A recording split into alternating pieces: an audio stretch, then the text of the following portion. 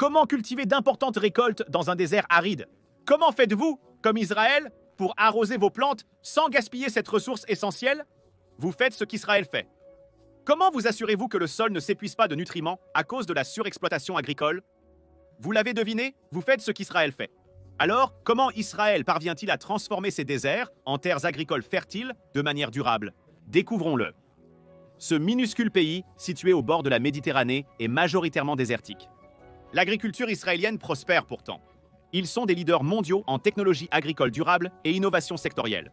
Au cours des dernières décennies, leurs pratiques révolutionnaires se sont développées plus par nécessité que pour toute autre raison. Ce qu'ils ont inventé est vraiment incroyable et changera le monde pour toujours. Pour mettre en perspective le climat rude d'Israël, certaines parties du pays ne reçoivent qu'environ 3 cm de pluie par an. En moyenne, la côte reçoit environ 30 cm de précipitations, principalement en hiver. De novembre à mars, le reste de l'année reste sec. C'est un gros souci pour les agriculteurs devant cultiver toute l'année pour nourrir leurs familles dans le pays. Dans cet environnement dur, la culture des plantes est très difficile. Ainsi, les agriculteurs et scientifiques israéliens ont optimisé leur eau, terre et culture. C'est une excellente nouvelle pour Israël et le monde entier, puisque les chercheurs israéliens sont prêts à partager leurs méthodes et technologies agricoles. Ces innovations permettent à d'autres nations, avec des conditions environnementales difficiles, de cultiver des cultures toute l'année en utilisant peu de ressources. Le problème le plus évident à surmonter avec l'agriculture en Israël est le manque d'eau. Comment convertir les déserts en terres cultivables en milieu hostile? Il y a quelques innovations que les agriculteurs et chercheurs israéliens ont mises au point pour transformer le désert en un lieu propice à la culture des récoltes. Et comme environ 8,5 millions de personnes vivent dans un pays de la taille du New Jersey, avec un taux de croissance d'environ 1,6%, Israël doit être capable de produire autant de nourriture que possible. Alors, comment une nation principalement désertique obtient-elle son eau? La mer Méditerranée, évidemment. L'usage de l'eau méditerranéenne est problématique à cause de sa teneur en sel. L'eau salée, tuant la majorité des plantes terrestres, peut sembler inutilisable. Israël résout ce problème en utilisant des installations de dessalement pour produire de l'eau douce. Cela n'est pas seulement fait à des fins agricoles, mais aussi pour l'eau potable. Le problème avec le dessalement est qu'il peut être énergivore et coûteux. Si bien réalisé, à l'instar d'Israël, cela peut offrir une source d'eau quasi illimitée. Les usines de dessalement israéliennes fonctionnent en pompant de l'eau salée de la mer Méditerranée dans une chambre de pré-traitement où l'eau passe à travers plusieurs filtres différents pour éliminer tous les sédiments ou particules qui pourraient être en suspension dans l'eau. Ces impuretés doivent être enlevées pour assurer le processus restant. Si des particules plus grandes traversent ce réservoir, elles pourraient bloquer les filtres suivants, nécessitant un nettoyage complet du système pour reprendre le dessalement. Le pré-traitement utilise la gravité et des jets pour faire circuler l'eau dans le système de filtration. Après avoir éliminé toutes les grosses particules, le sel doit être retiré de l'eau. Comme le sel est dissous dans l'eau, les molécules sont trop petites pour être éliminées avec des filtres conventionnels. Au lieu de cela, le processus de dessalement utilise l'osmose inverse. L'osmose inverse se produit lorsque l'eau est forcée à travers une membrane semi-perméable, avec des pores suffisamment petits pour que seules les molécules d'eau puissent la traverser. Comme la molécule de sel NaCl est plus grande qu'une molécule d'eau, H2O le sel reste piégé derrière la membrane, tandis que la molécule d'eau passe à travers les trous microscopiques. L'osmose inverse élimine non seulement le sel, mais aussi toutes les autres substances dissoutes des molécules de H2O. Cela donne une source d'eau stérile, presque totalement pure. Mais ce n'est pas l'ultime étape de l'opération. Curieusement, le dessalement en Israël est tellement performant que minéraux et produits chimiques sont réintroduits dans l'eau pour respecter les normes de goût et d'anticorrosion. Cela a lieu à la 3e étape des usines de dessalement, avant que l'eau ne soit acheminée vers les robinets et systèmes d'irrigation du pays. Encore une fois, le processus de dessalement est super efficace et peut générer d'énormes quantités d'eau potable fraîche, mais l'ensemble de la procédure nécessite une énorme quantité d'énergie et peut donc être très coûteux. Israël sait qu'ils ont très peu de choix en la matière, donc le pays a beaucoup investi dans les usines de dessalement le long de sa côte. Nouvelles usines ajoutées régulièrement pour garantir la production d'eau douce face à la croissance démographique. La nécessité d'approvisionner les fermes et entreprises agricoles en eau met une pression importante sur les usines de dessalement israéliennes et l'infrastructure de distribution d'eau. En conséquence, Israël va plus loin. Comme avec leurs pratiques agricoles, ils prennent très au sérieux l'avancement de la technologie de dessalement. S'ils vont générer assez d'eau pour irriguer leurs terres, les ingénieurs et les scientifiques savent que le gaspillage doit être réduit autant que possible. L'eau est comme de l'or liquide dans le désert et pas une goutte ne devrait être gaspillée. Un gros souci dans la majorité des usines de dessalement et systèmes de traitement de l'eau est la perte d'eau par fuite. Même une légère fissure dans un tuyau peut entraîner la perte de milliers de gallons d'eau chaque jour. C'est trop de gaspillage pour quelque chose d'aussi crucial pour Israël et ses systèmes d'irrigation. Par conséquent, Israël a beaucoup investi dans l'infrastructure et les capteurs qui détectent très tôt les fissures afin qu'elles puissent être colmatées ou réparées. Ces progrès technologiques font d'Israël le pays avec le taux de fuite le plus bas au monde, soit seulement 7-8% de pertes en fonctionnement. La plupart des systèmes d'eau ont typiquement un taux de perte proche de 30%. Cela signifie qu'Israël économise des millions de gallons d'eau qui seraient gaspillés chaque année. Presque toute l'eau utilisée par les agriculteurs et citoyens israéliens est recyclée pour réutilisation. Plus de 80% de l'eau qui arrive dans les fermes et les foyers en Israël est recyclée. C'est aussi la plus grande réutilisation de l'eau de toutes les nations du monde. Plus de 50% de l'eau pour l'irrigation et l'agriculture vient des usines de traitement d'eau, où les déchets sont filtrés naturellement et artificiellement. C'est un processus qui prend du temps et peut prendre jusqu'à 6 mois pour purifier complètement les eaux usées, mais au final, cela en vaut la peine. Le recyclage de l'eau est essentiel pour convertir les déserts en terres cultivables. Si aucune source d'eau propre n'est disponible pour cultiver, rien d'autre n'a d'importance. Explorons maintenant les secrets et technologies qui rendent possible la culture en plein désert israélien. Nous savons que l'eau est essentielle et provient de la pluie, des usines de dessalement et des installations de recyclage. Mais comment les agriculteurs transforment-ils réellement les déserts en terres agricoles? L'un des éléments clés de ce processus est l'irrigation de précision. Comme dans le traitement et la distribution d'eau, les agriculteurs israéliens évitent de gaspiller de l'eau. L'irrigation de précision rend l'arrosage des cultures plus efficace avec moins d'eau pour les agriculteurs. Cela signifie qu'ils économisent non seulement de l'argent, mais aussi des ressources.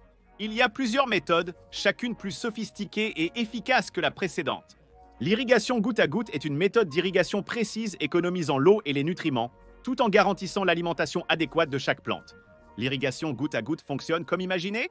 Les tuyaux et les buses quantium qui distribuent de l'eau sont proches du sol et goûtent directement dans la terre au-dessus de l'endroit où se trouvent les racines. Cette eau s'infiltre dans le sol pour nourrir la plante. Ce processus simple mais efficace permet à plus d'eau d'être absorbée par les racines avant qu'elle ne s'évapore. Parfois, le système d'irrigation est canalisé sous terre, fournissant de l'eau directement aux racines des plantes. Ces deux méthodes réduisent la quantité d'eau nécessaire pour soutenir un grand champ de culture par rapport au système d'arrosage traditionnel qui pulvérise de grandes quantités d'eau sur un champ, permettant ainsi à plus d'eau de s'évaporer en conséquence. L'irrigation goutte à goutte, bien que principalement utilisée pour les fruits et légumes, peut aussi efficacement servir à la culture de céréales comme le riz, le blé et le maïs. Des recherches récentes d'Israël indiquent que l'agriculture goutte à goutte est très efficace pour cultiver ces céréales. L'usage de l'irrigation goutte à goutte au lieu des rizières peut multiplier la quantité de riz cultivé dans une zone. C'est bien sûr un énorme avantage, mais en plus des rendements accrus, l'agriculture goutte à goutte utilise 70% d'eau en moins, réduit les émissions de méthane de presque 100% et diminue l'absorption d'arsenic jusqu'à 90% par rapport aux méthodes d'agriculture traditionnelles. Ces chiffres sont énormes et permettent une agriculture durable à un tout nouveau niveau. La triste réalité est que l'aridité à laquelle Israël fait face pourrait être la norme mondiale avec le changement climatique et l'augmentation des sécheresses. Toutefois, mieux vaut ne pas attendre si longtemps. L'irrigation goutte à goutte est un moyen de conserver les ressources tout en augmentant les rendements et en réduisant les émissions de gaz à effet de serre, comme le méthane. C'est bénéfique pour les humains et la planète. Et Israël ne s'est pas arrêté là. Ils ont amélioré l'irrigation goutte à goutte en utilisant la technologie d'irrigation à débit variable, complétant ainsi leurs pratiques durables. Cette nouvelle technologie pourrait littéralement sauver le monde. L'irrigation à débit variable, ou variation de la vitesse d'irrigation, utilise une série de capteurs et de logiciels pour mesurer l'humidité, la teneur en nutriments et plusieurs autres facteurs afin de distribuer des quantités précises d'eau à chaque plante selon les besoins. C'est énorme car cela permet à chaque culture de recevoir la bonne quantité d'eau pour aider à leur croissance tout en réduisant encore plus le gaspillage. Pensez à variation de la vitesse d'irrigation de cette façon. Chaque instant de la journée, les capteurs lisent l'humidité dans le sol autour des racines, combien d'eau est perdue par transpiration et les conditions météorologiques dans la zone.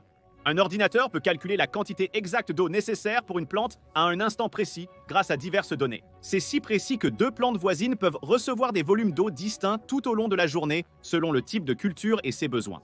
Cela stimule le rendement et la croissance, car le système variation de la vitesse d'irrigation personnalise un programme d'arrosage complet pour chaque plante spécifique.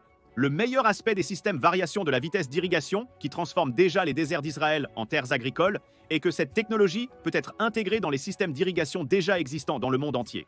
Le variation de la vitesse d'irrigation peut être utilisé même dans les fermes, usant de techniques de pulvérisation traditionnelles pour déterminer les zones de culture nécessitant une quantité d'eau variable. Cela se réalise en intégrant la technologie variation de la vitesse d'irrigation et Global Positioning System au planning d'arrosage d'un agriculteur. En fonction du temps et de la saturation du sol, le logiciel variation de la vitesse d'irrigation peut recommander quelles parties du champ d'un agriculteur doivent être arrosées et quand. Cela maximisera à terme les rendements des cultures et minimisera l'utilisation de l'eau. Le Global Positioning System peut aussi servir à détecter les variations de gradient et les topographies diverses pouvant influencer le ruissellement et causer un arrosage trop ou pas assez important des plantes. Pour que cette technologie marche, les agriculteurs et les experts en irrigation doivent collaborer pour implanter le système variation de la vitesse d'irrigation idéale selon les besoins de chaque agriculteur. Avec l'avancement de la technologie en Israël, l'intégration devient plus facile. Le variation de la vitesse d'irrigation est en passe de devenir la norme pour nombre d'agriculteurs, étant un catalyseur de changement, notamment lorsqu'il est associé à l'irrigation goutte à goutte dans des régions comme Israël, l'Afrique et l'Inde.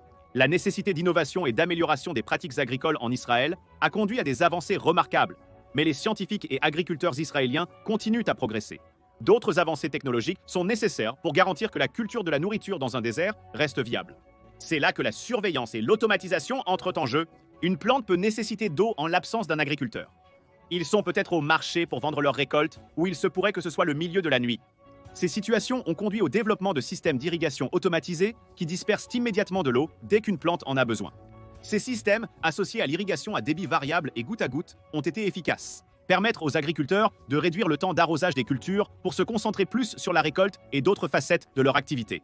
Et même s'il ne pleut généralement pas dans de nombreuses régions d'Israël, la région est bénie par la pluie de temps en temps.